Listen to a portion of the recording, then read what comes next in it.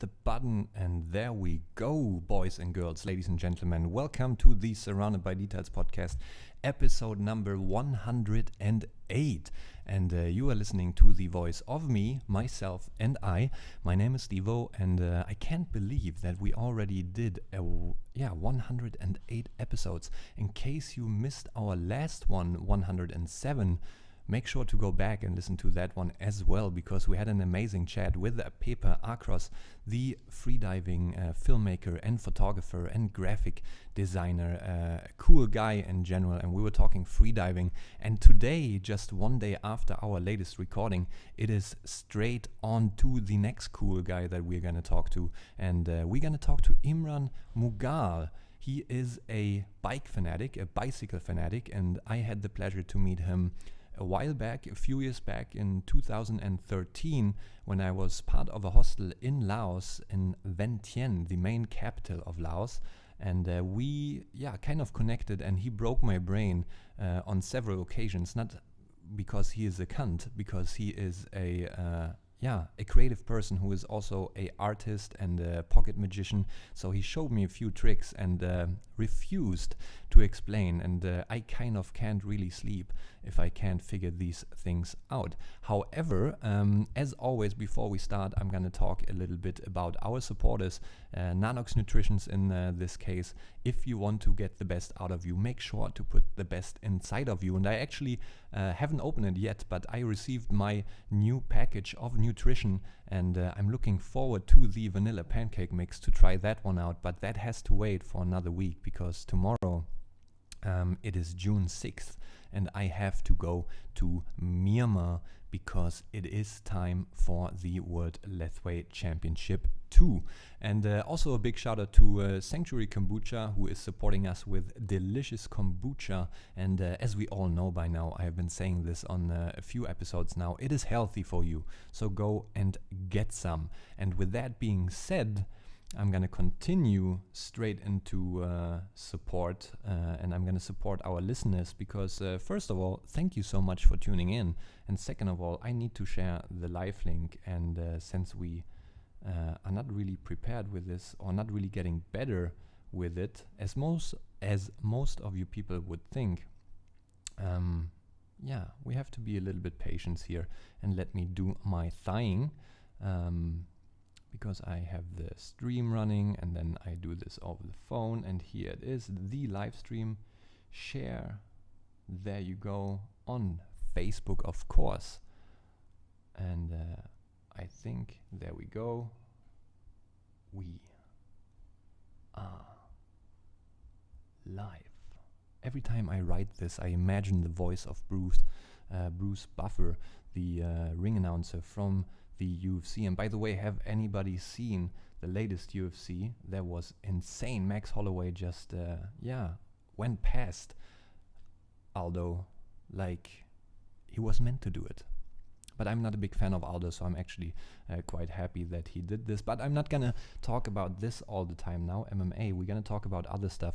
A weird thing that happened to me today was I made my way to the Myanmar embassy to get my visa, which is quite an easy process here in Bangkok, because you go to the embassy and you leave your passport, you fill out the papers, leave 2 passport pictures, and then you can choose if you want to let it be and pick it up in 2 days, 3 days, or maybe even on the same day.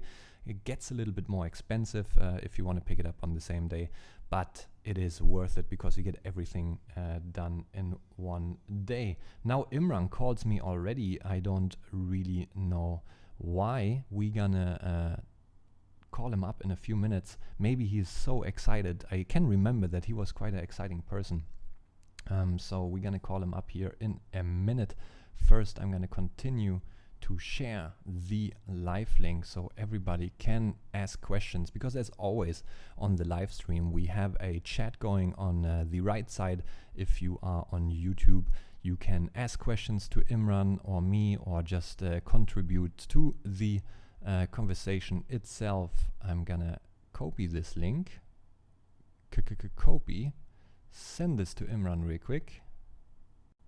There we go. There's the live link, and I'm gonna put it, of course, on my official Facebook page as well, so everybody can get a piece of the action. And yeah, it is Monday. I hope, by the way, that you had a good start in the week. I did 10k of walking through the Bangkok city today. I just like to walk and take pictures. I had my camera with me, and I posted some Instagram pictures via my phone. Ever since I got into Instagram, it kind of got weird, because you have to make a decision. Do you want to make a photo for Instagram, or do you want to actually take your camera and take a picture? Because it's a little bit more complicated. You have to set the light and everything and so on. I'm drifting off. So yeah, I had a good day. And the weird thing was, when I actually was in the BTS, there was a woman next to me, and I was not really paying attention. I was listening to my music, and then I just heard somebody scream, somebody right next to me, and I turned around and the woman just passed out. That was crazy, and it's not even that hot in Bangkok. I wonder what happened. Of course, we helped out. We lifted her up, and then on the next station, we took her out the BTS, waited for the ambulance. So that was a really strange moment, but it makes you realize sometimes how quick things can not be over. I don't want to talk about death, but how serious it is to drink well and hydrate yourself well, especially when you're in a country like Bangkok. So please, if you are in Bangkok, or if you are in Southeast Asia, or in any place that is hot, make sure to drink enough water, because you don't want to dehydrate. That is all I can say. And now it is time. It is 7 o'clock here in Bangkok. We are 6 hours ahead of London time. We're gonna give a call to the island. Everybody else in Europe is 5 hours behind, except for the people on the island. I guess they are on an island for a reason. So let's see if Imran is on. There you go. Give him a bell, and ching-a-ling. I can hear the sound.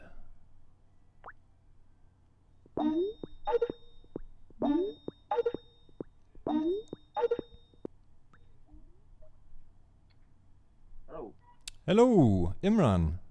Steve, how's it going, my friend? I'm wonderful. How are you? Oh man, it's great to hear your voice after, great to speak to you after such a long time. Yeah, 4 years. I mentioned it before. 2013 was Yeah, when you visited the hostel. that's right, man. It's coming to 4 years. My goodness, how time flies, man. Wow. It's crazy. It's crazy. How we kept kind of in touch just to bring the audience up to date here. Okay. You visited my hostel in Laos. You were biking around the world, Yeah. and yeah, you're a crazy character. We had a few people who were riding their bikes through Asia or Southeast Asia, but nobody was biking around the world, and nobody did the amount of miles a day that you did, and nobody broke my brain with magic tricks like you did. Cheers. Well, Steve, see, the magic and everything it was all part of the I guess the show. I guess I mean, I don't know if you remember the story when I told you earlier in the journey that it was those very card tricks that I showed you that actually got me into a country. It got me into Georgia when I was initially denied entry. So it wasn't all just for show. It actually helped me sometimes. It came to my aid sometimes when I had diplomatic problems with getting into countries. So really, it was. I always used to do it for fun and for show and as a hobby, but I didn't realize that one day it would help me get into a country. And had I not gone into a country, Steve, it would have been difficult, because I would have to do a long detour basically. And I checked my visa from another country, because I was going into Georgia, and I was due to pick my Iranian visa up in the capital of Georgia. So had I not got into Georgia, it would have been very difficult, Steve. Very difficult. I don't know what I would have done, to be honest with you. Yeah, I remember that you told me this story, and to actually bring it back and start from the beginning, what passport are you on? I know you're Pakistani, but you live in Leeds in the UK. Yeah. What passport are you traveling on? Well, I'm born here. I'm born in the UK. I Okay. mean, my parents are from. My father was actually raised in Kenya. My mother from Pakistan. So I'm by default, I guess, I have a British passport. That's the only passport I had. It got damaged along the way. Along the journey, and I never thought an old passport would get me around the world. considering this, especially when I was in Armenia, how they opened it up to see if it was stitched, and I thought, my goodness, they've giving me back a damaged passport here. So I had quite a lot of trouble I had quite a lot of trouble getting in and out of the former Soviet Union countries, So yeah, I can imagine. So yeah, but I was traveling on a British passport. I'm British by birth, by origin, although my family are from Pakistan and Kenya. So yeah. Go ahead. And silence. This is exactly what I mean. Sometimes I have the bad habit of interrupting people in the middle of when they talk. But I like to introduce the audience a little bit more to the person before we get into it, which countries you went through and so on, because you went through a lot of countries and put a lot of miles in the pedals. As I mentioned, or you mentioned, you are grown up in the UK. How exactly did you get into traveling and biking, and what kind of drugs were you on to actually say, okay, I'm going to travel the world and I'm going to do it with my bike? Oh, Steve, the only drugs I were on, I guess, was the drugs of actually getting high off the bicycle itself, the endorphins that the applying yourself physically it releases. I mean, I was 18 years old, Steve, when I was, in Leeds. I used to work as a cleaner at the time. And one thing is that I always noticed that I was always in the same area with my friend. We used to sit on this wall, watching the traffic go by, watching the women go by. I was 18 years old, and it's just kind of dawned upon me one day when I was just going for a walk around the area that I'm always over here. I'm always in this one place, and I just suggested to my friend, let's just get some bicycles. Let's just get out of the area, and let's get some, let's just get some bikes. It just came at the top of my head. It was only I didn't drive, so I thought, okay, let's just get some bikes. So that week I managed to get a bike quite cheap, and I started to use it in my daily life, going to my work as a cleaner, going to college. And, I never thought much of it other than, getting around. Sometimes I would go to the local park, which is a few miles away after my job. And then what happened, Steve, was about 4 or 5 months later, after using that bike, one day I was outside a busy restaurant. I don't know if I can say the name of the restaurant here, but it's quite a world-renowned restaurant. Go ahead. And I left McDonald's. So I left my bike outside of McDonald's, thinking, this is in 1997, and I remember I had a penchant habit of drinking strawberry milkshake. I was just hooked on strawberry milkshakes I had to have it, at least every other day. So one day I left my bike outside McDonald's, thinking nobody's going to take this bike. It's rusty, and I did it many times before. I leave my bike outside, I come back outside and get my milkshake, and I come back and get on my bike. But one day, Steve, I came outside and my bike was not there. It'd been stolen. And that's when the eureka moment happened. That's when I realized, my goodness, someone's stolen my bike. And I felt at that moment that, my goodness, someone's taken away my freedom. Someone's taken away my freedom, because I didn't realize how much in the past 4 or 5 months I depended on the bicycle. And that's when I realized how much I loved and depended on the bicycle to get me around, just as you would if you was always driving around in your car and all of a sudden you don't have your car. So I had to borrow the money off my uncle and say, listen, uncle, I haven't got the money. I want to upgrade on my bike. I need to buy this bicycle that somebody's selling. And, it took me about a couple of months to pay the money off, but I bought the bicycle, a few days later. And then over the years, Steve, I just carried on cycling, and I started to go further and further without realizing the love of cycling. I mean, anybody who bicycles will know and does it on a regular basis. And then the point where I thought, okay, well, I'm going to travel, and I'm going to travel on the bicycle now, came when I was on a local ride, and I was passing by this small town one day, and I saw this, like you saw my bicycle, Steve. It was fully loaded with the bags and everything on. Yeah, I actually have it in front of me right now. That's right, yeah. And I never seen anything like that in my life, and all of a sudden I saw a bicycle that looked like this with this guy on it, and it was loaded, and it had bags on top of bags, and bags at the front and bags at the back. And I looked and my jaw dropped, and I thought to myself, wow, I've never quite seen this. Either this guy on this bike, either he's going far or he's come from far, but he's on a journey.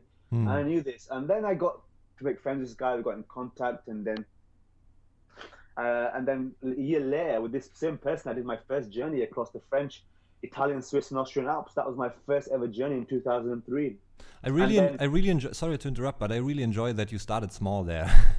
But Steve, you got to start. There's a saying that something to the effect of, if you're gonna walk around the world, it takes one step first. True. It takes the first step. So it was a build up really. And after I did this small tour, I hadn't toured for many years after that. And then I did a couple of years of going around Scandinavia, and then back in 2005, Steve, I was in a call center job, and anybody's ever done a call center job, it was extremely repetitive. There was no scope. There was no chance of ever exceeding or getting past where I was, because there were no chances. It was just basically you sit on this desk, put this headpiece on, and just talk on the phones, and it was regarding online banking.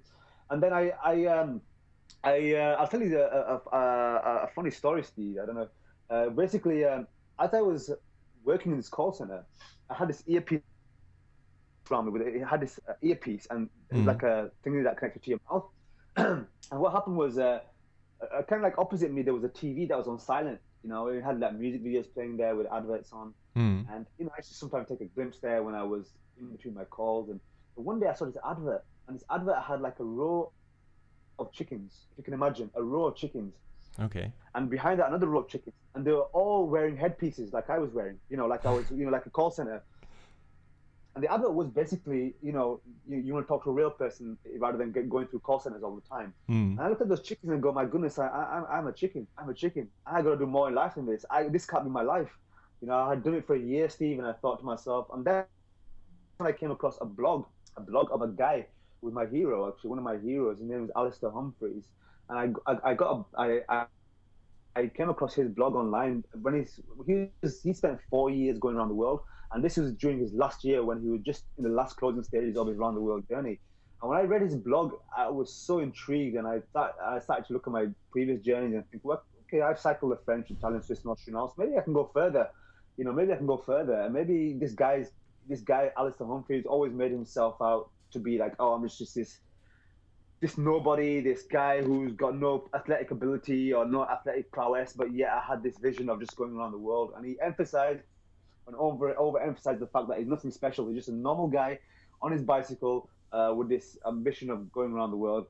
And when I read about his blogs, I really latched onto that. I really latched onto what he was saying, and then started to see the possibility that, if he can do it, and he's saying that he's just a normal, everyday, regular guy with no athletic prowess, he's more of a geek. And, in fact, when he set off on his world journey, at the end of his street, on his first open meter of his world journey, he took the wrong turn.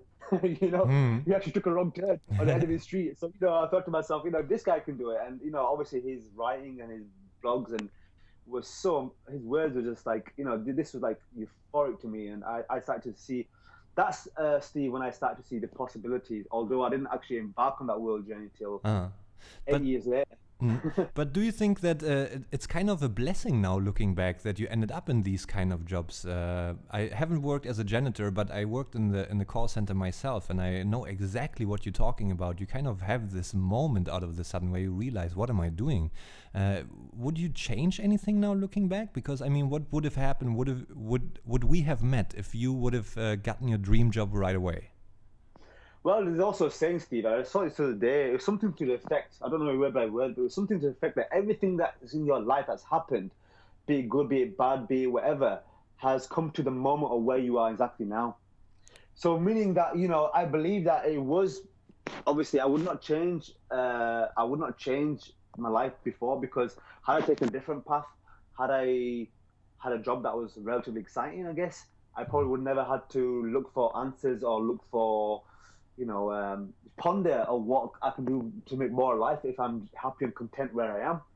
So really, I believe that those moments where you are questioning that, I've got to do more in life, I've got to get out of this, what I know every day, and all these things.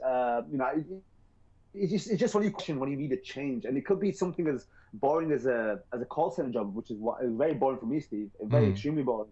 Because it was repetitive. I mean, it was okay for the first month, but obviously after the first month, because it, in the back of your hand, you feel almost autopilot, and it sucks the soul out of you, Steve. It's a soul-sucking job, and obviously from that, You know, many people go on to do other things when they start to question, you know, there's got to be more to life than this. And so for that reason, Steve, I would never change it, because I believe it was those moments that led me to think the way I did, and then eventually do what I did as well. That is nicely put. And from my time in the call center, I kind of also recall a little bit that calling up these people in the evening all the time, you disturb their silence or their freedom after work, and you get all the bad energy, and out of the sudden you surround yourself with bad energy, and that is something that can be very poison when you surround yourself with bad energy or bad people.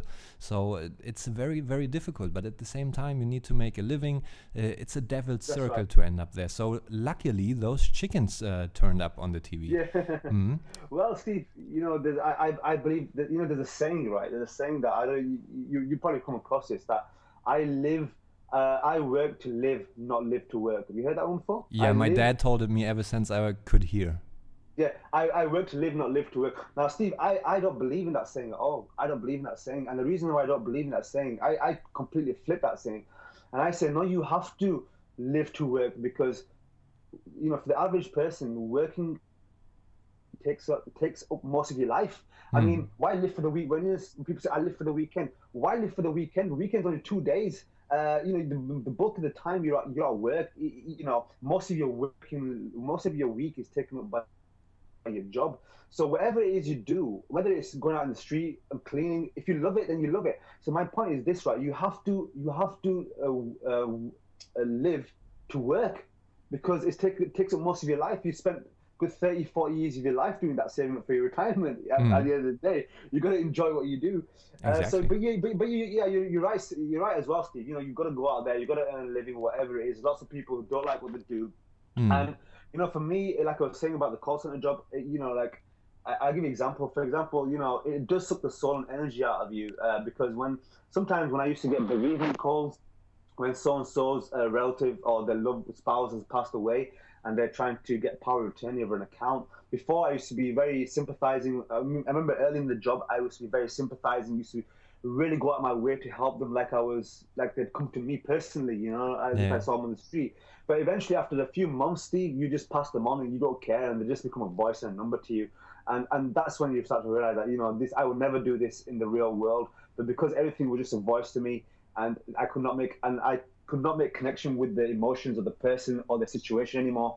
And that's when it drains the soul out of you, and that's when you take that negative energy and you kind of see it in your normal everyday life, really. You know, you leave it with no energy. I had no energy to bicycle, could you believe? I sat on all day, yet you think that because you sat on all day, you got plenty of energy, but no, it was mentally draining to the point where I used to come home and I had to sleep for about 2 hours after my job on many days, you know? Yeah. So really, people don't understand. As I mentioned before, it is as important as to drink water properly, to eat healthy, to exercise healthy, to surround yourself with good energy is just as important. And I have to actually tell you, I just turned down the lights here in Bangkok, and it starts to get dark outside, and I see the skyscraper lights, and I'm really enjoying your point of view and how you see life, because I agree, I can totally see that, and this is what brings people together when they have the same thought, and this is probably what brought you to the hostel that day. And I have to ask you, you mentioned your first journey was France, Swiss, the Alps. I can understand that when you start doing these journeys, that you kind of have a goal. Okay, this time I'm gonna go a little bit further, and next time I'm gonna go a little bit further. But when you did your journey around the world, your passion seems to keep on holding on. Where does this passion exactly come from for biking? I mean, I asked you before, when did you start to bike? But what keeps you going and going and going? Well, see, Steve, it's just knowing that you can get on a bicycle, and you just have to pedal in a certain direction for maybe a few minutes, maybe a few miles, and it takes you completely somewhere different. It takes me out you know, I'm not really a city person. I've never been a city person. Even on my world journey, I would never want to stay in a city for more than a few days unless I had to. And the thing with, obviously, I live in a city. I was born in a city, and you know, just the fact that, you know, you can get on a bicycle and pedal one direction for a few miles, and you're completely out of the city in different surroundings and different smells and sights, and not only that, is you're using your energy to actually take you there. And there's a link between, obviously, it's scientifically proven that whether you do any kind of movement, whether you exercise, whether you run, whether you swim, whether you dance, that it releases the endorphins in your brain, and that's basically the natural high. That is the natural high. That is the high induced with no chemical intervention. It comes straight from your own body, within yourself. Yeah. And just obviously with the bicycle, I mean, even where I started from, I live in the county of West Yorkshire, and it's so diverse. It's very hilly. Yorkshire is a very, very diverse county. And even when I get on my bicycle, even after 20 years of cycling, Steve, I always notice something new. I always discover new places. And even when I don't discover those new places, when I'm doing repeated routes, I never ever get tired of it. If anything, Steve, I get more and more. The older I get, the more and more I get into it. I've never ever got tired of it. If anything, I just bought myself I just invested in a bike for £6,000 or $10,000, I guess, back in January, because I love cycling so much. I never get tired of it. I don't drive. I have no intention of driving. I'll cycle as long as I can cycle. So really, Steve, even when you've seen everything around you, even when you've seen all your surroundings, even though you've been around the world, there's still a lot to see, of course. But, just that feeling of the euphoria, the freedom of cycling, just to have it, just to know you can go here under your own steam, and it takes you there and takes you here, and the exercise and the fresh air, and it never ever dies. Once you get into this, Steve, it becomes like an addiction, I guess. So if I haven't cycled for more than a few days, you start to get pent up with oh, damn, I gotta get on my bike, I gotta go somewhere, I gotta do something. So you are addict. So yeah, of course. I'm a real addict. I mean, I just never get, even if I haven't been in the same route, I never get tired of that route. There's always something I'll discover that's new, or something I've never noticed before. And it's so much better than sitting. I mean, the amount of people that, this last journey I did, when I went around Scotland with a friend, and then this guy is not a cyclist, but he kind of latched onto me and got the gist of it. And even, I mean, we did a 4-day trip last year. We did 4 days, and this guy's not a proper cyclist. He cycles now and then, but when he commits himself to something, he commits himself to something. His name is Jabbar, and when Jabbar commits himself to something, he's one of those few guys who I've met that says he's going to do something and does it. So we did a 4-day ride last year, and that 4 days, we covered 700 kilometers in 4 days with a lot of climbing. We did some of the hilliest. We did like the hilliest route possible around us, for 400 miles. And for a year, almost a year, until we did the Scotland journey, he was buzzing off that trip. Even those 4 days, he was still talking about it like it was yesterday. He was still talking about the lessons that he learned. He quit smoking from that, Steve. That's dope. Quit smoking from that. So he learned. On the surface, people see that, oh, this guy's on a bicycle, he's going here. But it goes so much more deeper than that. It goes deep. It goes deep to the soul. Yeah, I totally hear that, man. That is the reason why I love photography so much, because it lets me go into these different cultures. It doesn't matter if it's breakdance, if it's a mixed martial arts, if it's biking, skateboarding.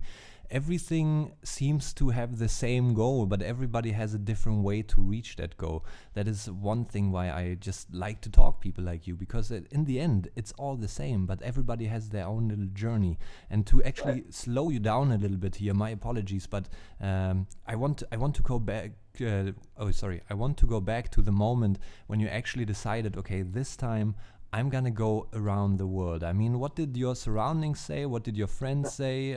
Did you save up before you left, or did you just say, no, fuck, tomorrow I'm gonna go? How did that happen?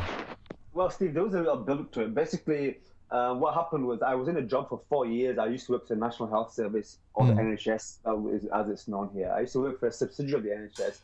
And there came to a point where I was obviously tired of this job, but I did it because it was convenient. It was close to home. It was okay. And then it came to a point of redundancy. And this redundancy was announced in December of 2011. And I wouldn't know whether I would 100% get made redundant until 3 months after. But at this point, Steve, I saw a documentary of a famous comedian. He stars in a few movies. He's called Billy Connolly. Mm-hmm. You probably heard of Billy Connolly. And I saw this documentary. I went out to get some noodles at my local shop here, local stir fry here. And I saw this advertisement on the screen that said that Billy Connolly's Route 66 is going to be on, or I think they were repeats anyway. And then I looked at that. I thought, no, I've never been in America before. And this is like 3 months before I got made redundant.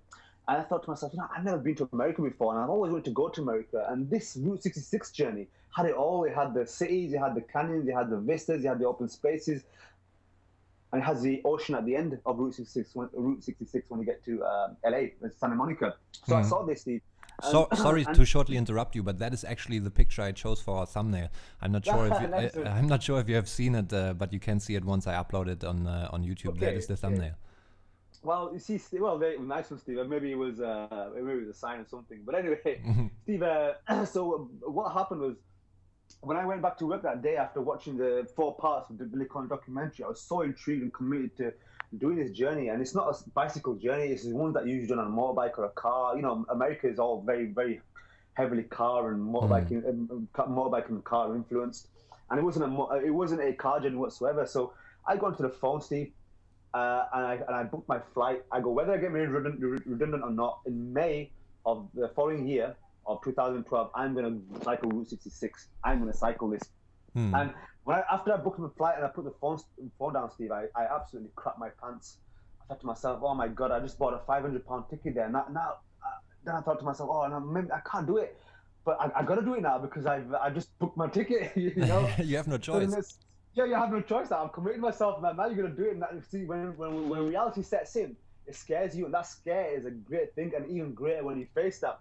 Now, what happened, Steve, was obviously I got a charity on board. I told my work colleagues, and they were like, one guy who used to joke about a lot was having bets like, oh, we're betting man's gonna get killed in a hurricane or tornado season. He's gonna get raped by a hillbilly, or he's gonna get by heat exhaustion. He's gonna come back in a body bag, and I was kind of the usual. He said jokingly, because he repeated this. I would think to myself, hang on, I'm actually cycling this. You guys are not. So basically, Steve, what happened was, I did eventually get made redundant, which was the biggest blessing in disguise to me because it opened new doors for me. I a month later, I got on this journey and I cycled across America's Route 66, and it was one of my best achievement at that time. It took me 38 days to go from Chicago to LA, and then from LA, I spent a further 10 days going up the coast to San Francisco. But at this time, Steve, my father was very, very ill. I mean, he'd been ill for maybe 2-3 years at this point. And he had an illness where it's progressive. It was never going to get better. It would just be progressive. And then shortly after I came back from my my American journey, I remember seeing my father in the hospital, and he was a man of few words to me, especially. But I remember one thing he said to me. He said to me, Imran, after the journey, he was really proud that I'd done something like that. And he said to me, Imran, you've seen more than probably somebody twice your age. You've seen a lot more than somebody who's an older guy. I never forget when my father said that, and that's when, and that's what inspired me to like, you know what, I'm gonna commit myself to going around the world. And then, sadly, unfortunately, my father passed away maybe a few months after I got from Route 66. And obviously, as you know, whenever anyone loses a parent or somebody close to them, you go into a state of loss and mourning. And then it was also a time where, Steve, where after about a few months later, I thought, okay, well, I have to get on my life now. This is in December of 2012, and I thought, I've got to get on with my life now. I've got to pick myself up and get back to work and just start doing normal things in life. But at that time, the jobs were very, very hard to come by. For every normal, even stacking a shelf in your local supermarket, you were in a line of 200 application forms. It was that situation where everything you applied for, basically the application form was just like a raffle ticket, really. Whether you get called out for an interview, God knows. And then because I was getting nowhere with that, Steve, that's when I thought, you know what, forget this. My father's not here no more. I'm getting old as myself. I've been saying for the last 7-8 years, I'm going to go around the world. And I kept saying, one day I'll go around the world, one day. But that one day is never here. It never comes. No, you got to make that day. You got to make that day. You can't push it forward. You can't, and it doesn't meet you halfway. So that's when I thought to myself, Steve, you know what, forget one day, I'm going to do it. In May this year, in May of 2013, I'm going to get my bicycle, come ready or not, and I'm going to set off and I'm going to go with the intention of cycling around the world. And that's kind of built up to that moment where I thought to myself, I'm going to actually, now I've been reading about this guy 8 years ago. I did my research about other people cycle around the world or who are cycling around the world. And now it's time to forget reading about other people and their experiences. It's time to live my own life and live my own experiences. Yeah. And I remember, Steve, when I rolled away from my house that day, to go, when I actually set off on the world journey. Just to, this is one thing I say to people, when you have a big goal or a dream in life, don't look at the big picture, take it step by step. But when you go off and you set off in the street and you think, okay, right, I'm going to go around the world, the daunting feeling of that, Steve, I can't even express. I mean, I looked at my street thinking, you know what, I'm never going to see my street ever again. I'm probably not going to, probably going to die along the way. Wrong. Something like this on a bicycle. Yeah. This is not, Steve, you're from Europe. This is not safe. Heavenly Europe we're talking about here. This is like where corrupt countries are corrupt. Example, a country like Iran was en route, and at the time before I set off, I knew that Iran at that time had the highest statistics of road fatalities than any country in the world. And I knew this when I set off. That is crazy, man. You can't look at the negative things before you do a journey like this. You get stuck with all the negative things. You have to look at the positive stuff. Well, Steve, there was not much I could put. I mean, even weeks before I set off on the journey, Steve, I was obviously still in mourning for my dad, but I was waking up in the middle of the night not knowing where I was. The apprehension was killer. Because before you get on the journey, it's the apprehension keeps you. It makes you have sleepless nights. It wakes you up in the middle of the night and you don't know where you are sometimes. And I was fearful. I was scared. I cried a few times, Steve. Why am I doing this? What can go wrong? And all the things that can go wrong. But let me tell you one thing, Steve. Once you wait. Slow down a little bit, Imran. I have so many questions. I need to push them in somewhere. But when you left your home in England, when was the first point? Like how many kilometers or miles away? When was the first time you said, okay, I'm not sure if I'm going to do this. I have to turn around. It was maybe about a couple of weeks before the journey, because I was having nightmares about what could go wrong. About at that time, my nephew was like, who I would live with also was about 3 years old, who was coming to the age of speaking as well. When you start to put sentences together. When I think about what I'm leaving behind, and the stability and the nice country, people are dying to get into this country, and here I am leaving it for a world of I don't know what I'm leaving it for, to be honest with you. And the scariness and the dauntingness is one of the most amazing emotions and feelings you can have in life. It is our protective mechanism that tries to save us from doing these things. Safety. Safety is the biggest illusion. It is the biggest illusion, but you don't know that when you live in Europe. When you live in the confines of where you live, this is everything that you know. Yeah. So really, Steve, about a few weeks before, I used to question whether what I was doing was the right thing. This is not safe Europe. This is not the Europe that you're used to. This is actually, we're going out in the big wide world here, where corruption, where police can be corrupt, where you can be attacked, where whatever. Sometimes some places can be lawless if you're in a certain region. Discrimination, whatever. The fact I'm a Muslim as well. You swear. You said you're not gonna swear in the interview. Now you did. Did I? Yes, you just did. It's okay though. What did I say? Fuck. You don't know. You don't know where the fuck you are. Yes, you did. We can rewind this on the tape. Okay. Oh, sorry, Steve. No worries. But yeah. So Steve, it was just going into the unknown, really, and just that aspect that really made me want to back up. It's a natural protective mechanism that we all have within us. Like, don't step off the wall, don't step off the edge because you might fall, or that mechanism. And that was what I was saying. Don't go around the world. Just stick to Europe. It's safe. It's here. Life begins at the end of your comfort zone, and when you are, absolutely. You remember that? There was actually a graffiti in my hostel. And you need to get out there, but to actually, as you said, to realize that you need to get out of that can take quite a while. You said before you kind of go out in the unknown, and you mentioned your bags on your bike before. Now, what do you put in your bags when you go into a journey into the unknown?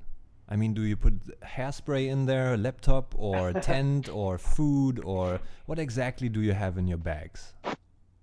Steve, it's just basically the essentials, really.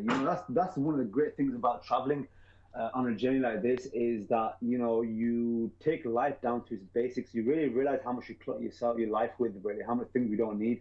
And all I took with me, Steve, was basically the essentials.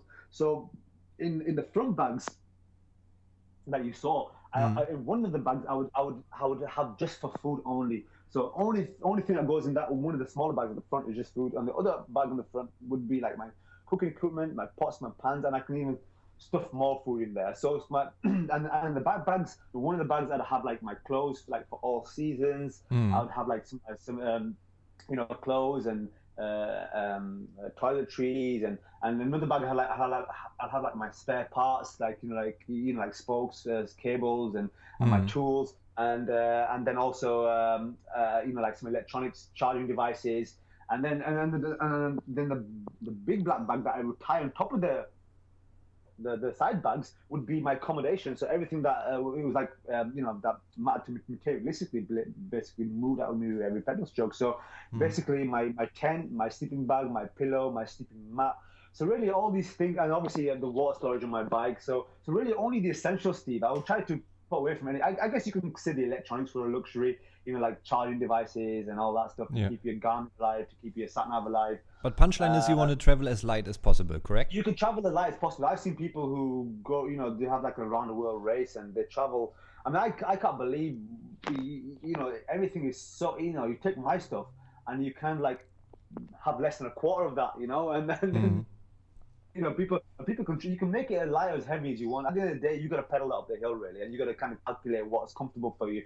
And I know that no matter what the weight, and you've seen, Steve, you live in Bangkok, you've seen the kind of stuff people put on bicycles, man. I mean, you think you're carrying a lot, but when you go through, dude, you have to go to Laos or to Myanmar. It's insane. Oh man, when you go through a place like Vietnam, Laos, Thailand.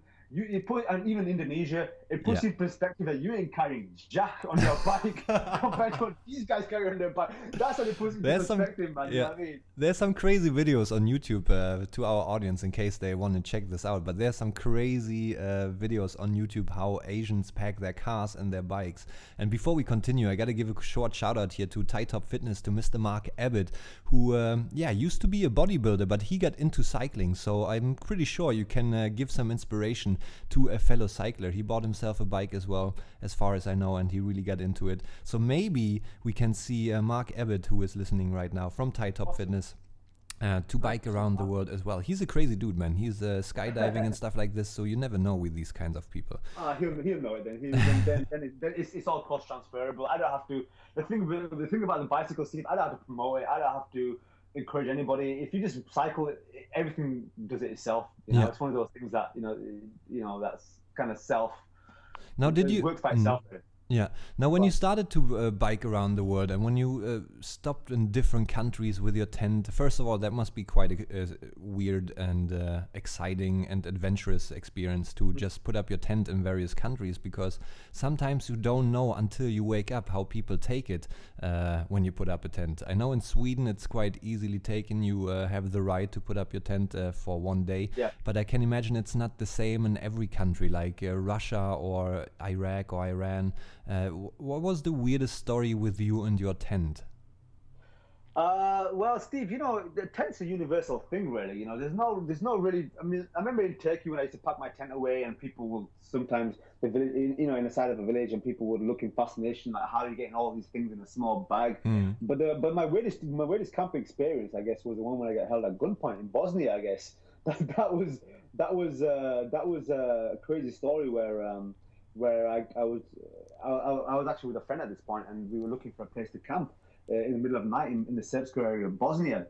And basically, to cut a long story short, Steve, we was in the middle of the night. We was high up somewhere in altitude, maybe 1,000 meters, and to the left or right of us it was dark, and we could just see fields that were plowed on. It was not suitable for flat ground for tent for pitching up a tent. And then we found a house on the side of the road. You like the ones you do in horror movies, but it's kind of like that really. There's a house in the middle of nowhere, and on the right side the house was abandoned. It had like no door. It had like little flimsy floorboards to cover the windows, and inside the house itself was dry hay and cow dung. But opposite this house was also a house that was occupied. So we went into the shelter house just to get out of the wind. There was a little bit of flat ground in one of the rooms. We can lay our stuff on the hay, and obviously this caused some kind of alarm to the house opposite, because now this house who lives opposite, was looking into this house. They live opposite the abandoned house that we are in. They're seeing two headlights moving around this house in the middle of nowhere.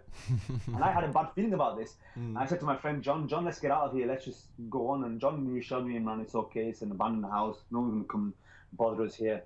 And then lo and behold, after we set up all our camping gear and our tent and ready to go sleep, we hear a car coming really fast from the distance in the middle of the night. And then he does, we think he's just going to go by, like they do. And he pulls the handbrake right outside the house. My heart froze. It was probably you've probably seen my videos where I'm climbing the steepest street in the world and I'm going up all these mountain climbs. I think my heart beat the fastest at this moment where this handbrake inside the house, somebody got out of the car, slammed the door, and started shouting at us in the house. Especially in Bosnia, man. It's not the safest place. Well, it is, but it is a safe place in Bosnia, actually. It's just that I put myself into a situation only after I realized that I put myself in a situation where it wasn't safe, I guess. Remember, the war happened here 20 years ago. Probably feelings are still fresh between the countries that were in conflict over the former Yugoslavia. And so basically, what happened is this guy got outside the car and started shouting us towards, because obviously now he knows we're in the house, and I'm thinking, how the hell? And my heart was beating fast. I didn't know what to think. My head was spinning, and then we hear a gunshot. Holy shit! We hear a gunshot, and see, because I was in line at the door, the bullet I saw, and I remember categorically hearing the bullet hit the wall about a foot away from my head. I remember the sand of the wall, the shrapnel hit my face. It was like somebody grabbing the sand and whacking on your face. Damn. And then basically we both surrendered. We both panicked and we surrendered. We came outside, and the guy made us get on our knees and put a hand behind our head, and he put the gun to my head, Steve. And I thought, that's it. This is where I die. This is where Are you crazy? That is insane. Listen, Steve. I'm a Muslim, and I was reading my last prayers. You know when you see in the films where people say, when you're about to die, you see your whole life flashes before you. Well, it didn't for me, Steve, because all I can think about was get ready to die, and all I can think about was my mother's reaction. My father obviously died less than a year before that. All I can think about was my mother, Steve. So how did you get out of this? Well, what happened, Steve, is because now we're both from there. We're both made to kneel now. We're both made to kneel, and we've got the guns to our head now, Steve. And so what happened was, at this point, because the guy, he was a young guy who had the guy with the gun, and he realized that he had the situation under control now. And somehow somebody from the house, the occupied house, came out, and the gun guy went back to him, and had a few words, and then he came back to us with the gun down now, because he realized that he had the situation under control. He got the guy out of the house, and I think he was trying to assess whether we were a threat, whether we were trying to ambush that house or anything like that. Yeah. So when he came back to us, my friend pulled out his wallet and said, "Please just take the wallet and leave us alone. Just leave us alone." My friend pulled out his wallet. He had everything in that, but the guy refused to take it. He said, "No, I'm not taking the wallet." And this is one thing, Steve, that I will never forget. Because we were in Bosnia, it's predominantly a Muslim country, right? And I forgot that a few miles earlier that I'd come out of the Muslim area and come into the Srpska area, and Srpska and the rest of Bosnia is very much divided. And I tried to say salam alaikum to the guy with the gun, thinking that maybe have some sort of connection there. He's probably a Muslim and I'm a Muslim, and the place says salam alaikum. And if I say that, it might seem all right. As soon as I said salam alaikum to him, Steve, he got aggressive and pushed me back down to the ground and put the gun to my head again. Mistake. And I thought and then I profusely apologized, like, "I'm sorry." And then luckily he calmed down, and then he came to the house to see what we were actually doing.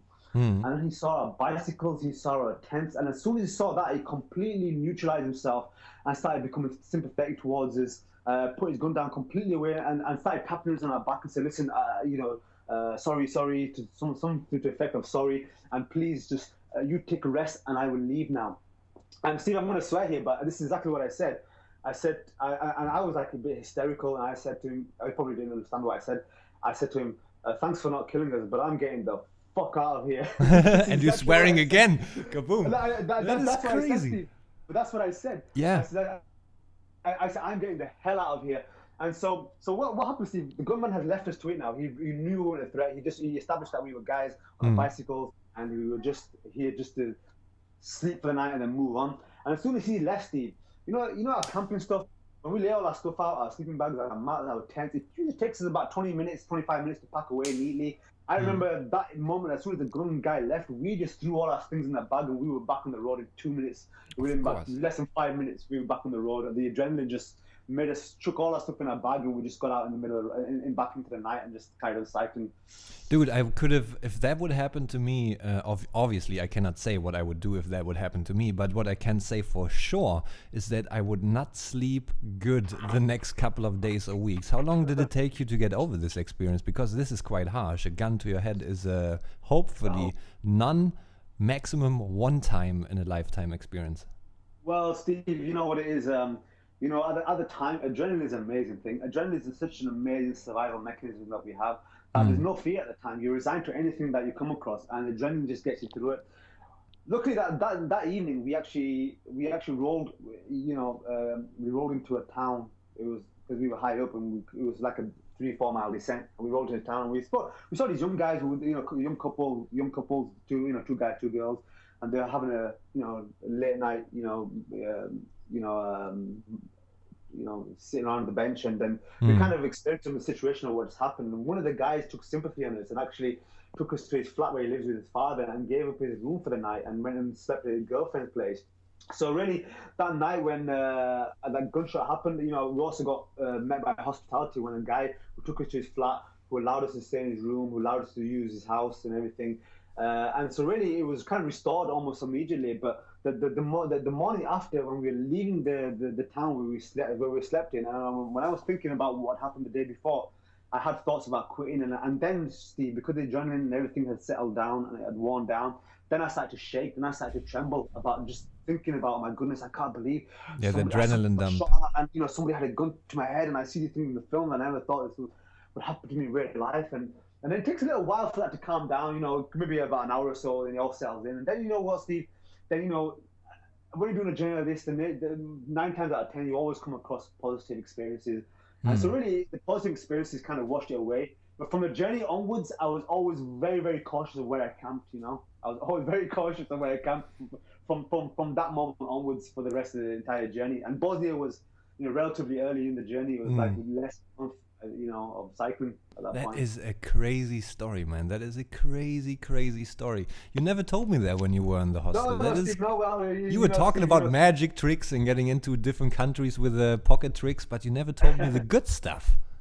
Steve, so much had accumulated at a time. I mean, I didn't probably tell you the time I got robbed in Iran by some heroin addicts, but some of the things that happened at that time, Steve, that, when I was living this life of going around the world on a bicycle, it was completely like I was living somebody else's life, like I was stepping into somebody else's shoes and was living this amazing life of spontaneity, of things that you would never imagine that would happen to you, or things that you would come across. And by the time I saw you, Steve, so much had happened. So much had happened. There's so many stories, so many incidences that it was a good job that you actually said to me, Imran, stay behind for a little while, do this artwork on the wall, and take some time. And it was good, actually. It was a good move to actually accept your offer at the hostel, because it allowed me to kind of absorb what I see. Exactly, to come down. The extra few days really helps you, and that was only through your own initiation from encouraging me to do that artwork on the wall there in the Sehom hostel in Laos. And we gotta let the audience know what exactly happened, because now we get into the hostel. I've mentioned it a few times before on the podcast. When I came to Southeast Asia, I took a kind of a break from photography, and then I ended up with a weird story in Laos, had this hostel, and one day you arrived, and you came on your bike, and funny-wise, you came on your bike. I don't really remember if it was the same day or the day after, with a few other people who were biking, and I actually put you all in the same dorm. That was quite funny. And then you mentioned that you draw a little bit, and we just started the hostel, so there was a lot of empty walls, and you started to draw. And my first thought was, okay, he's gonna draw something, but dude, you had an ace up your sleeve. You can really draw. That is crazy. You started to draw a Rambo on the movie wall. We had a movie room, and I decided to make the entry wall a movie wall. So all kinds of different characters were drawn on that wall. I painted a Charlie Chaplin, and you pulled out an ace out of your sleeve and just painted Rambo, man. Where did you learn to draw like that? Well, Steve, first of all, I'll explain. But first of all, I gotta thank you, because you gave me an opportunity. and I haven't drawn for many, many years. That was the reason why it took me quite a while to do is because I had not tapped into those art skills for a long time. And going back to my skills, of my art skills, Steve, even before the cycling, before the world stuff, before any of that stuff, from an early age, my first love, and still today, my first love is art. I always love art, and it's my first love, even more than a bicycle, I would say. I love art more than anything. Crazy. And so from an early age, Steve, I started to draw. This is a skill I've always it's kind of like self-taught, really. It's kind of like a skill that you learning by doing. With.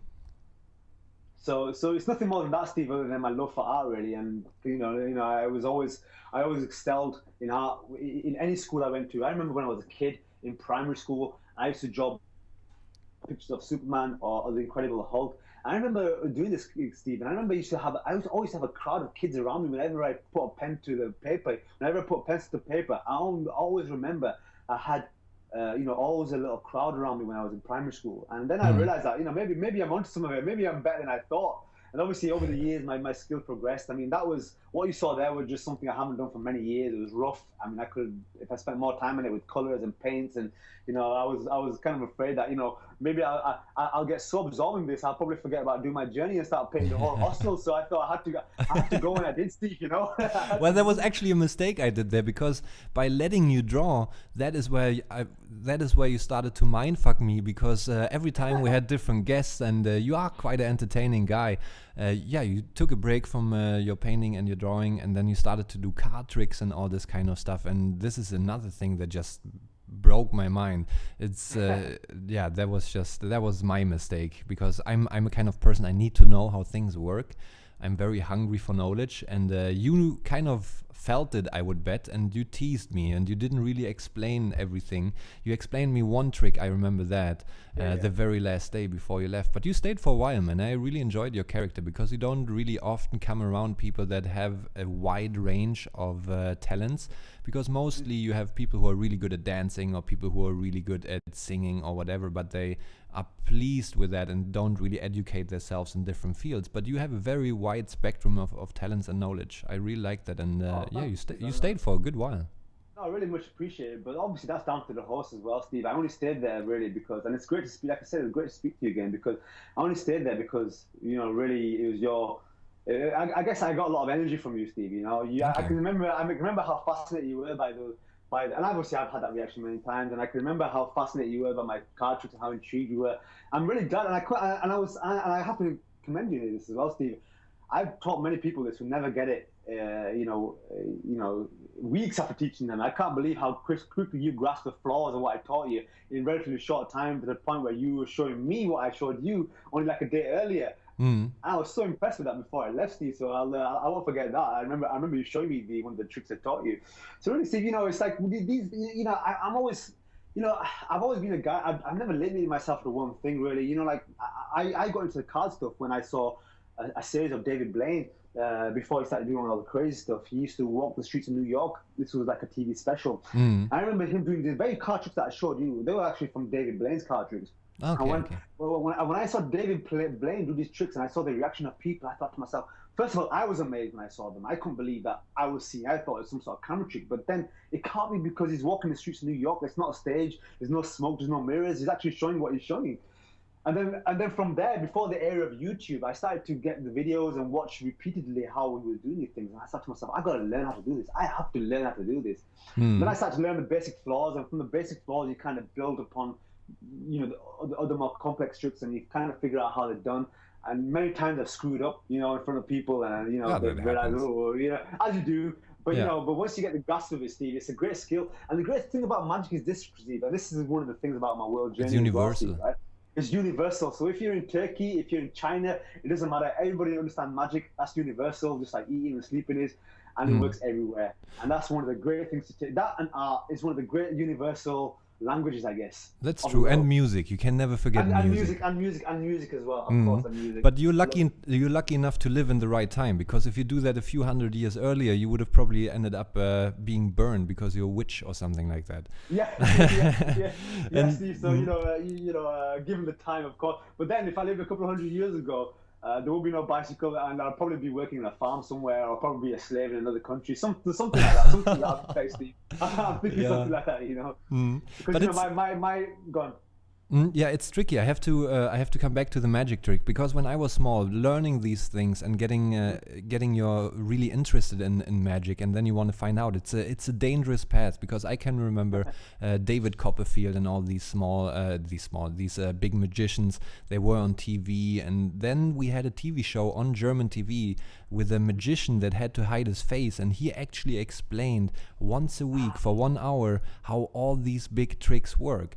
And yeah, and ever since I started to get in there, magic has become quite boring. And then when you kind of showed up, I came back to the pocket magic, and you have no idea of the amount of research I did after you left. I probably know every pocket magician side in the world now. Wow. But Steve, it's a great skill to have, man. It's a great skill. Honest to God, you can entertain. You know when they say, everybody's gonna have a party trick. Well, this is more than a party trick. I mean, like, Steve, the place I was working at, the NHS, right? And obviously I used to show my card tricks there. I got kind of known for these magic. And when I used to have to count, sometimes I used to go away for a few days to a conference where I have to go manage an event at a conference. And so what they would do, right, Steve, and this is a great little story off the back of this magic trick, is, here I am now. I'm just I'm in the lowest position it can be. I'm just a customer service. I'm at the conference.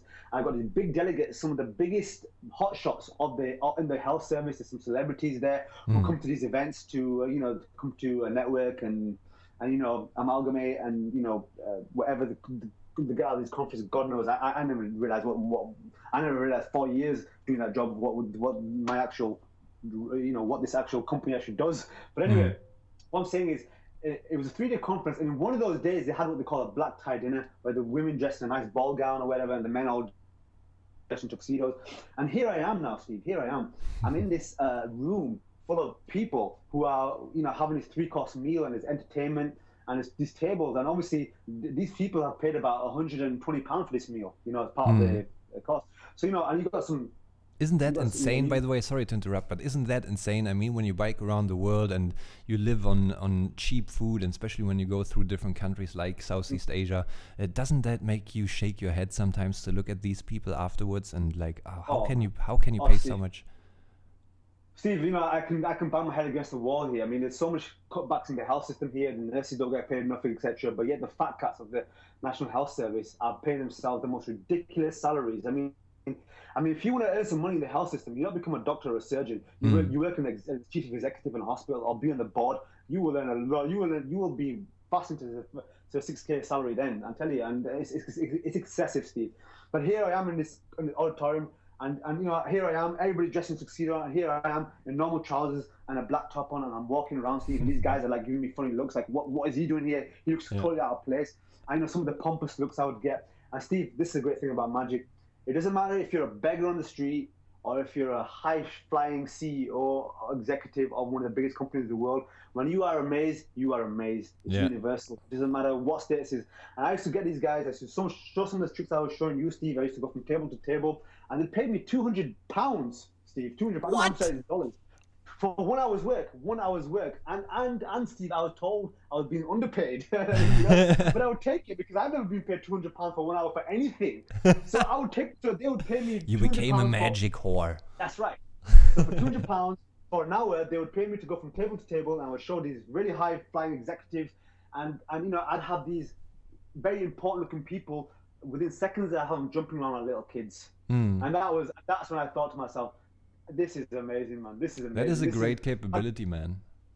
It is a great. It's something that can be acquired if you put your mind and your energy and your skills into it. It can be acquired. People think it's impossible. It's not. I only started doing it maybe about 10, 15 years ago, and even then I don't do it all the time. It's just something I developed as a hobby. It just came off the back interest. Not like art that I kind of had for me from as early as I can remember. Whereas magic is something that I just wanted to do. It's something that I had to acquire. And lo and behold, Steve, obviously on my world journey, that's when I really started to realize the universal potential of the magic, hence it getting me into a country where I was initially discriminated. It would not let me in through discrimination, and that's a whole story within itself, and to defeat the walls of discrimination with the magic. very same people that said no, you're not coming to a country, to then impress them and then to get into the country from that. So I didn't get in from a legit valid passport. I got in through impressing, talking, blagging myself, and doing card magic to the point where they said, you know what, this guy's okay. We got to let him into our country. So, he's cool. Let him in. Let him in. He's a witch. Cool. We'll let him in. Doesn't matter if he looks Arab or whatever. We'll let him in. You know. But again, you create a certain energy between people, and I have this a lot when I take photos. A few of my friends, they don't really care, and then I have other friends, they always ask me, isn't that a little bit bold, and shouldn't you ask, or that was unpolite. It's kind of you have to work with what with the energy you feel, and or the energy you create. And if there is no energy, then it's up to you to either leave that place and continue your life, or to do something against it and create the energy that brings you, in your case, into a country, or in my case, to get the proper shot. You know what I mean?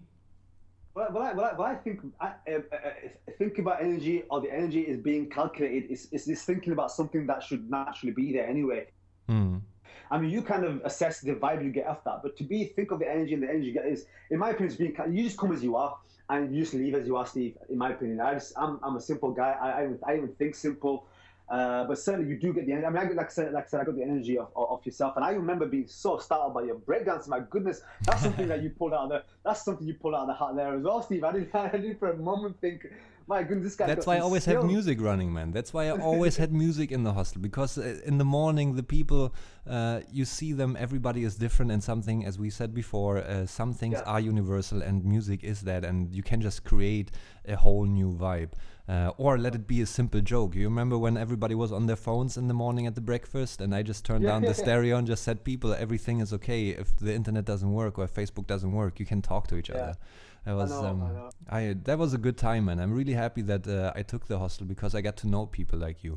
Well, Steve, you know, I gotta say, there was such a good vibe in the hostel. And this is one thing, Steve. You know, when you got a collection of people in a single place, like a hostel where people are traveling, they're crossing paths. You know, naturally you get a good vibe, you get a good energy. Everybody bounces off one another. Whereas in the workplace, that may never happen, because one of the things about the world journey, it allowed me to look at things from the outside looking in. I realized in workplaces there's so much backbiting goes on, so much behind the door things goes on, because maybe a lot of the people in there are in a place they don't really want to be. And if you put them in a natural environment, you know, where they want to be, you know, they would not resort to this pettiness that you would so often witness in a corporate environment, such as a workplace, in an office where I used to work. So the hostel really was great, because it allowed me to. I remember meeting Felix, and I remember meeting Vivian, and I remember meeting Dan, the guy who was on the bicycle, and these guys I'm still in contact with today. You know, I still now and then, you know, we come across each other. So, and this is my opinion, where Facebook really comes into its own, Steve, because you know, keep in touch. I mean, yeah, there's a lot of friends who are Question friends here. I've not seen them for years, and then all of a sudden, if I do go into Facebook, I know what they eat. I know what they ate today. I know when we were shopping. I don't want to know all that, Steve. I don't want to know what they have for dinner when I haven't spoken to them in 5 years. I don't want to know what they have in every aspect of their life. But stuff like this, when you travel, when you cross paths, Facebook is great for this, because this is what I think initially what it was designed for, so you can keep in touch. Exactly. You know, be pretty far apart, not like 2 doors down and knowing what somebody eats every day. You know. Yeah, but sometimes sometimes you also gotta sit down and have a normal conversation, because people kind of lose that. You know. Yes.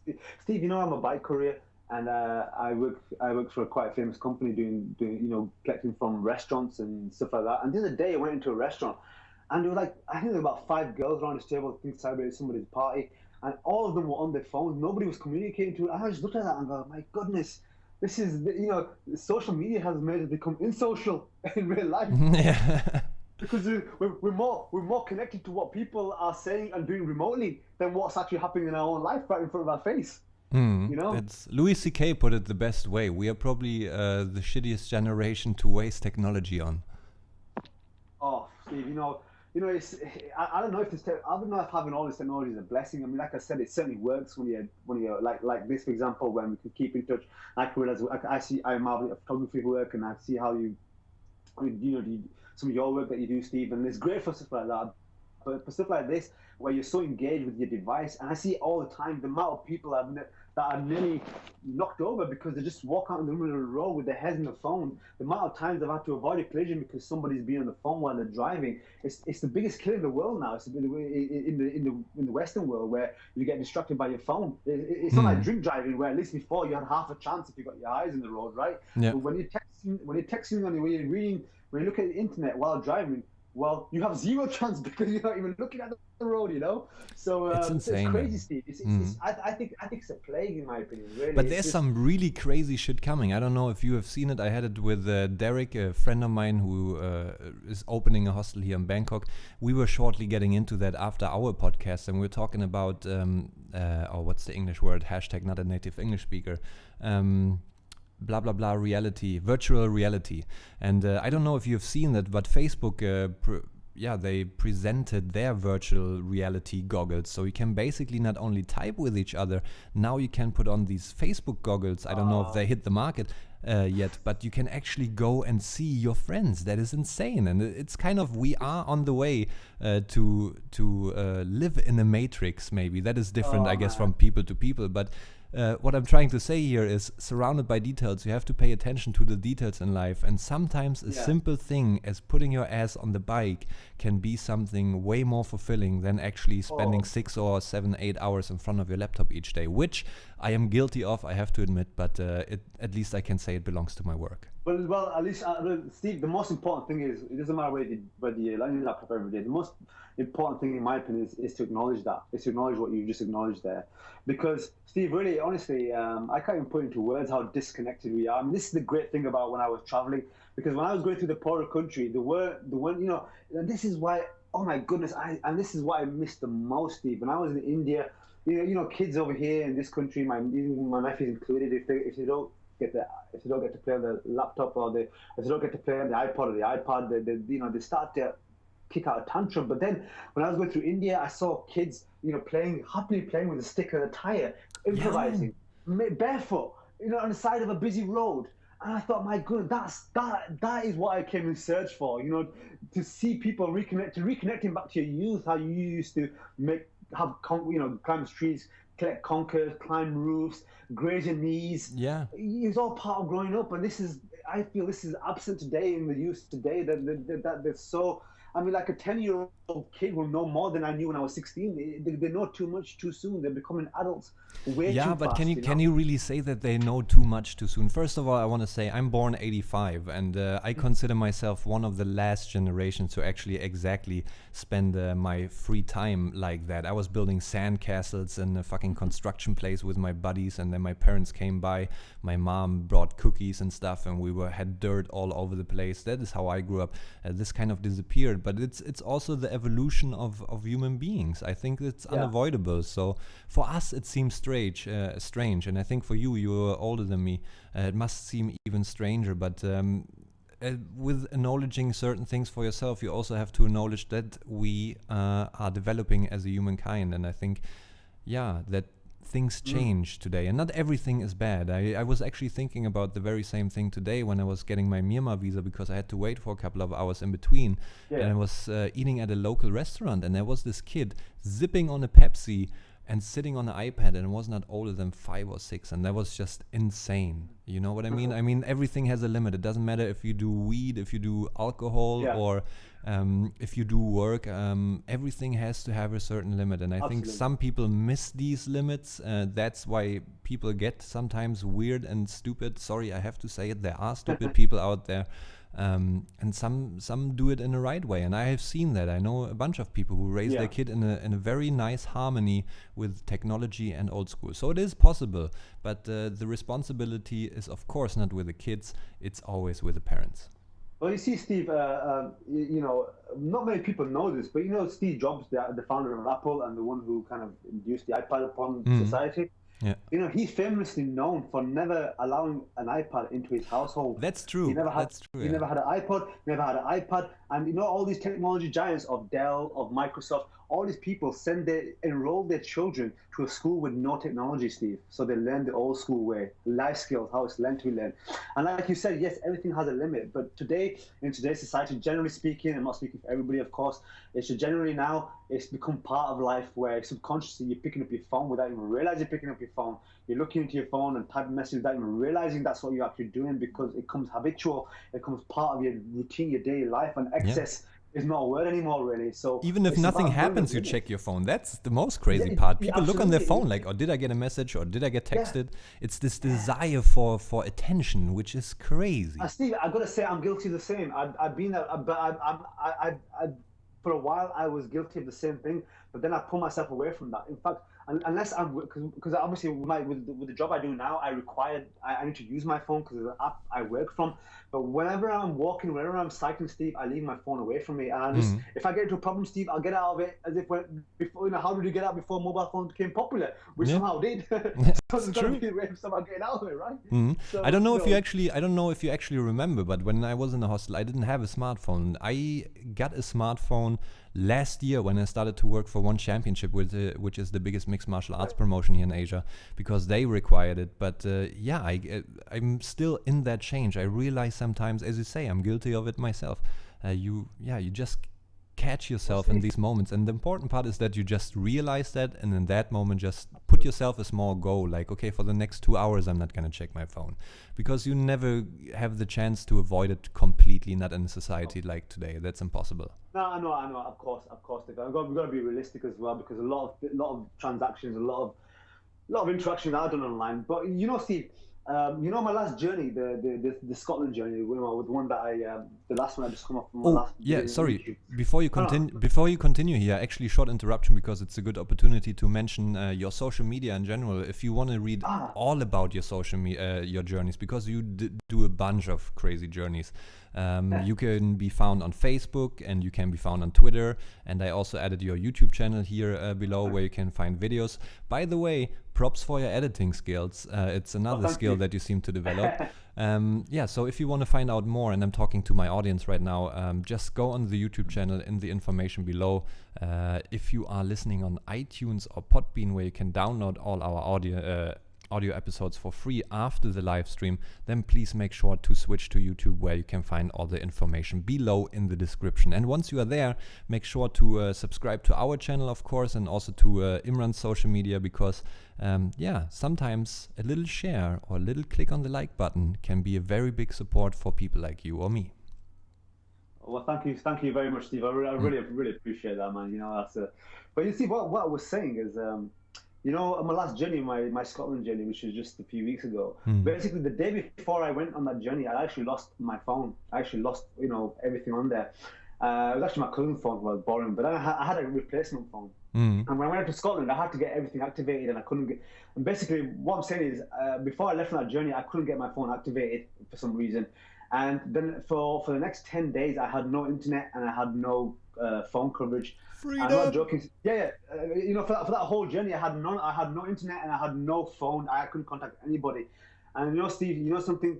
It was like going back to old school. Obviously, I had my camera, my GoPro, and my drone on me to record the film, but I never had any communication. And Steve, it was absolutely liberating. For 10 days, I just felt like I've been liberated, and it was a euphoric moment, because I thought to myself, oh, I've got to get my phone activated, and I've got to, blah blah. Because I couldn't get that activated, because it just had worked out beautifully, honestly. I would do more journeys actually with having no communication if I can help it. Just turn your phone off and just put it in your bag or whatever. You don't need to contact the outside world. You're not that important where I've got to be. I'm not that important where I've got to be. On call 24 hours a day, so to speak. So Steve, it was great for that, because it came as a blessing in disguise more than anything. Dude, I can totally see that. That actually makes my brain work right now. When is there a good opportunity to shut off my phone? As you said before, it's like a journey. You need to just do it. But I have a Yangon trip coming up now. Tomorrow I'm leaving for Myanmar. I have a event to shoot there, and the week after that, maybe I just shut off my phone. Maybe I just do that. But Steve, like I was saying, it's not, like you were saying, it's not a bad thing. I mean, it's a great thing, in fact, when you use it for what it's meant for. But it's the excessiveness. It's the subconsciously looking into it for no reason. When you need it for work, when you need it for anything, when it becomes to your need, it's brilliant. But when there's ever those windows or moments in your life where you think, okay, well, I don't need it for the next few days. I literally don't. Nobody needs to get hold of me for the next 3-4 days. I don't need to be looking at any news. I don't need to be catching up with anybody. I can shut off for 3 days. When you get those windows, Steve, that's when it's good to switch off, and that's when it's great to just go back to old school ways, really. Yeah, and you get email too, right? Eh? And you get email too. That's right. Yeah. Sorry, I have to interrupt you here again. It's you are always in such a flow. I always have to interrupt you, but you said go ahead. That is when it's time to go back to old school ways. Did you actually ever send a postcard when you were out on your bike?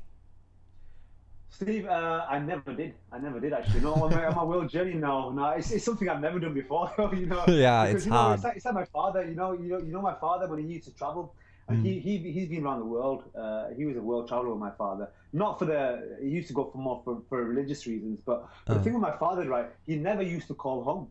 He used to go away for 40 days, maybe a couple of months. He'd never call home. The moment he did call, we think something was wrong. Yeah, that's the same with me. My parents always ask me, what is wrong? That's the first thing they say whenever I call. There you go. Yeah. See? Or do you need money? The saying goes, Steve, no news is good news, Yeah, I hear you totally. I have to switch back a little bit and slowly bring this to an end as well, because I always try to keep it in a certain time frame. But once I get you on the podcast, I'm gonna take advantage of it, and you probably just have to hang up if it's getting too much. But you did all this world journey, and you said you worked as a janitor before and in a call center. How much has changed for you with all that new experience and knowledge that you gathered over these months? For how long were you on the road, by the way? Well, I was on the road for 15 months. 15 months. And how many countries? Yeah. I saw 33 countries, 40,000 kilometers, and 4 continents in that time. That is insane.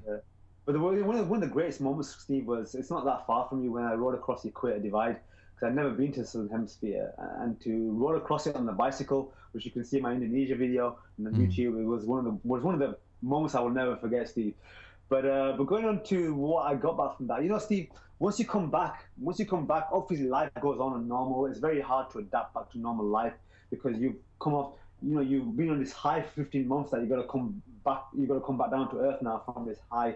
But one thing is, Steve, that you come back as yourself, the same person. You know what you know who you know, but you come back with a new set of eyes. You see everything differently.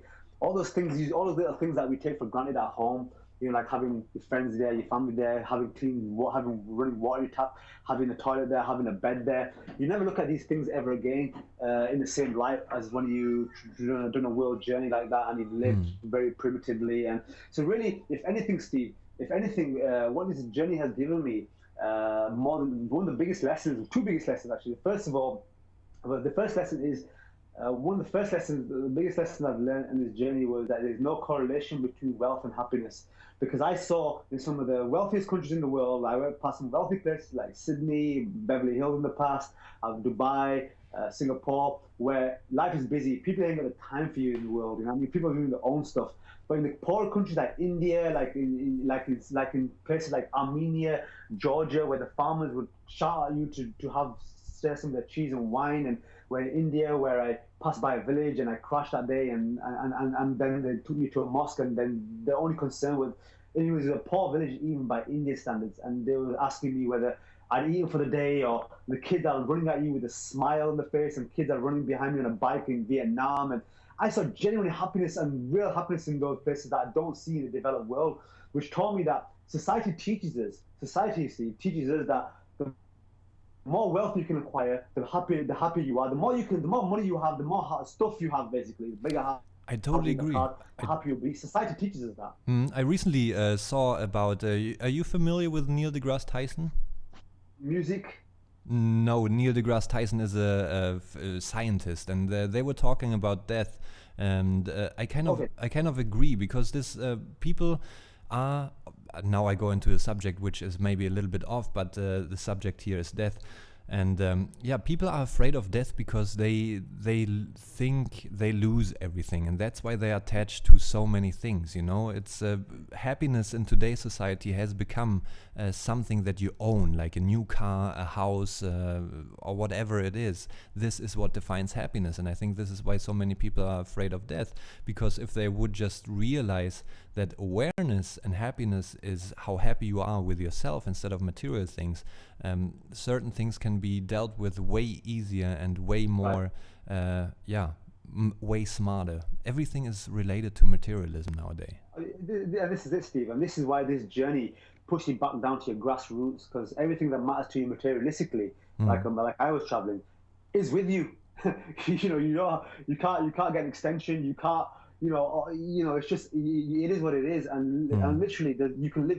Honestly, technically speaking, you can kind of live your life like that, just living off the land, just traveling like that. And people do, actually. There are people that do. So really, Steve, it taught me that, there's no correlation to wealth and happiness, because in a nutshell, I saw the happiest people I saw were in the poorer countries, like in Serbia, in Georgia, and Armenia, in India, in Indonesia, Thailand, Vietnam.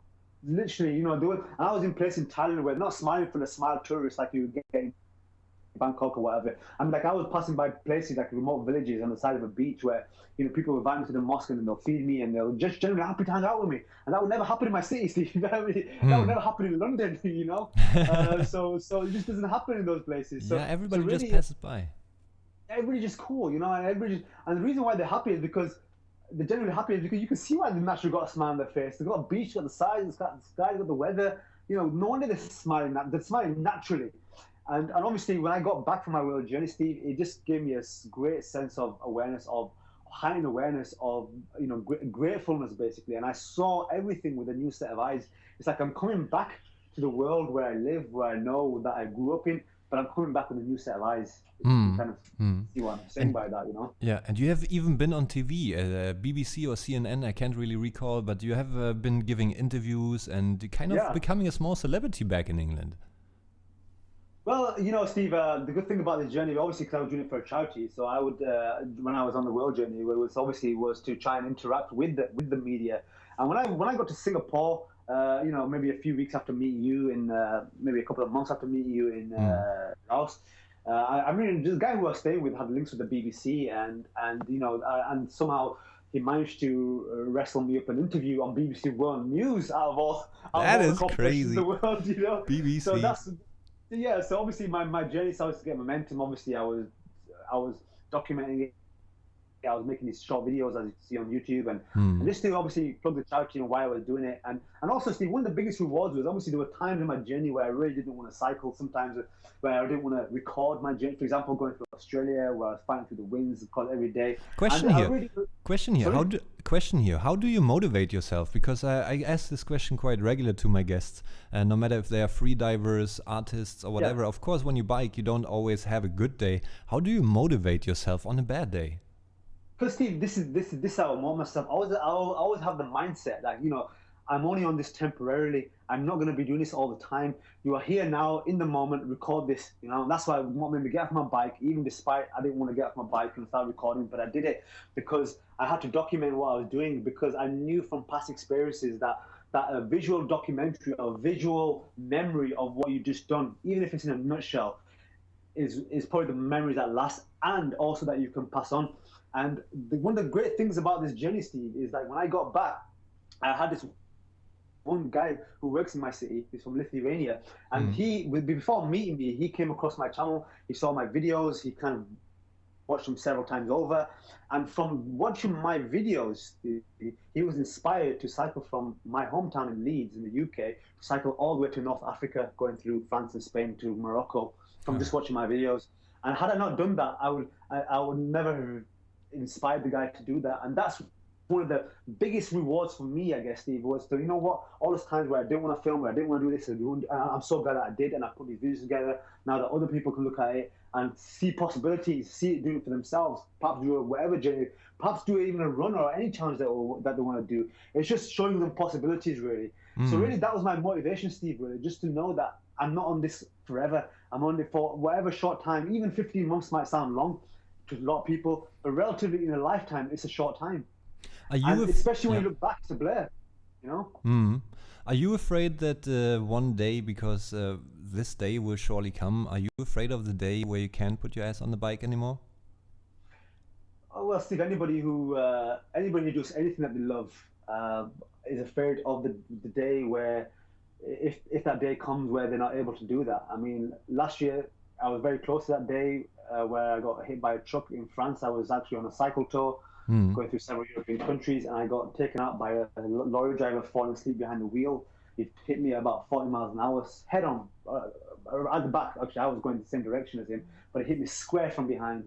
Broke my Mm. wheel in bits. I had a lot of skin injury, Yeah, I saw the and pictures on Facebook, man. That was yeah, crazy. it was crazy. It was the worst injury I've ever had. But no bone injury, no head injury, all taken by the skin, even though it was severely painful.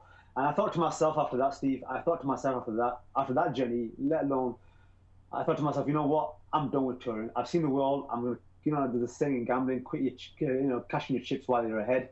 And that's kind of like what I thought with the cycling. I thought that was just too damn scary, because I know no matter what kind of a bike handler or anything in life, whatever you do which has risks, no matter how good you are at it, there's always going to come across a time where you can't control the things around you. You can't Yeah. control people sleeping behind the wheel, for example, no matter how good of a bike handler you are. So when I was taking all this into account, Steve, I thought to myself, you know what? I'm not going the road. If I go on the bicycle again, it's going to be off road. And if I come down, I brought myself down, not somebody else who brought me down. So I was committed to that. But then, Steve, time is, like I said, time is a healer. Time is a. It's called passion, my friend. It's called passion. Yeah. It's deep within you. You can't fight it. It's there.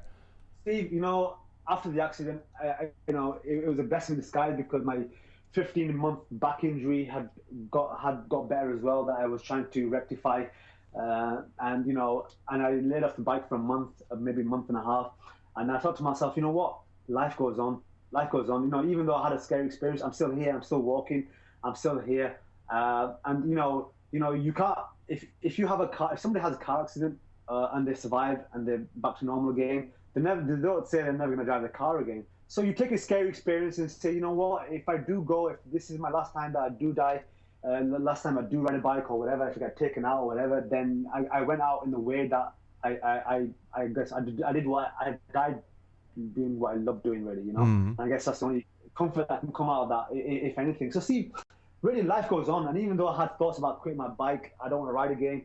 I'm going to get out there again, and even now, I haven't got even on the Scotland journey. Whenever I came across busy areas, I was like, I'm always I still get very edgy from it, but I got to do it, Steve, because what do? Do I live behind four walls for the rest of my life? You got to get. If I thought like that, if I had that thought and mentality, I would never get out. I would never have got out and roll down the street to cycle around the world. And so life goes on. Yeah, and Imran, I'm really sorry, but I think these are perfect last words. If you have any trouble in your life, or if you have any concern, you should put your ass on the bike and you realize that life will go on.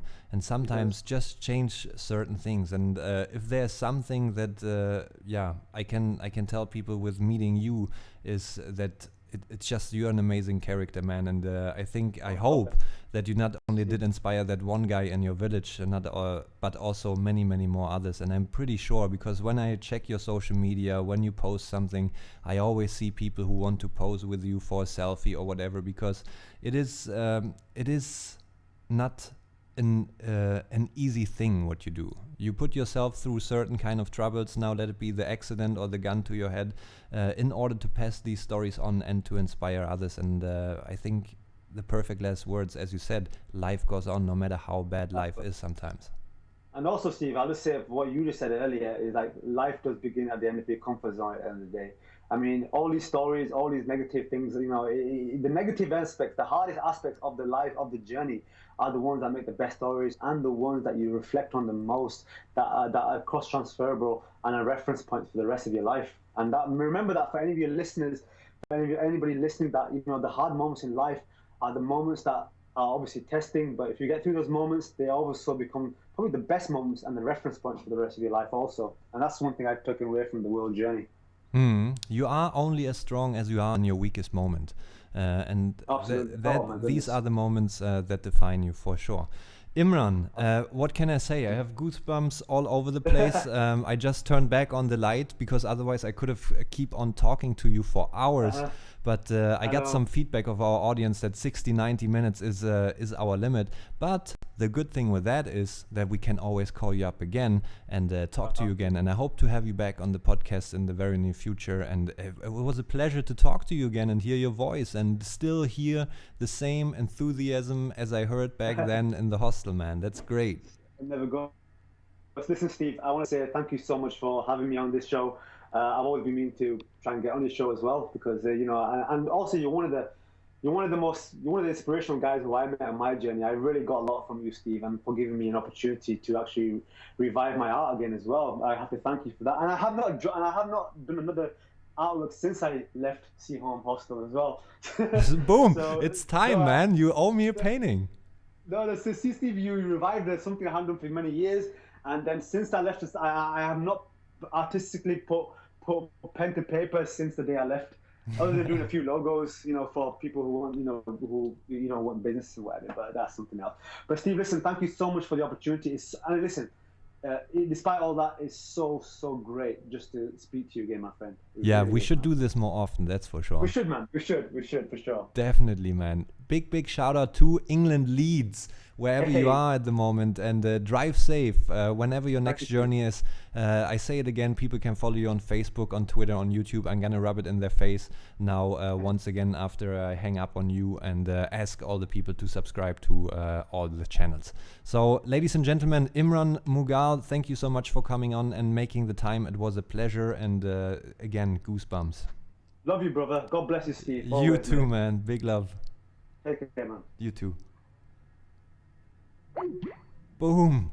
Wow, man, what a crazy character. And I remember this from when I met him in the hostel. Once he starts, he keeps going, and I could listen to this kind of stories forever and ever and ever, because even if he told us some crazy stories here, he went through 33 countries, and I can imagine there's loads more of stories. And I'm actually looking forward already to have him back on the podcast. It's always nice to talk to characters that you get along with and that you actually had the pleasure to meet. Sometimes we have people on the show that we haven't really met yet, and sometimes you have moments like these, or yesterday with Pepe, where you just haven't spoken in a while and you catch up.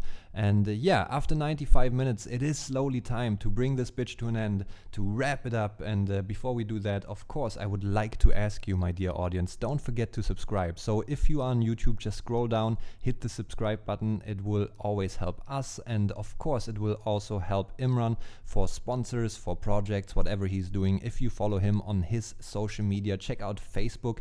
Imran.mughal.7777 is his Facebook. On Twitter we talk Imran Cyclone, and on YouTube I just left you the link of his channel in the description on YouTube. So once again, if you're listening on iTunes, Stitcher, Podbean, I need to bring my SoundCloud up to date, so you're probably not listening to this episode there yet, but I promise once I'm back from Yangon I will bring it up to date.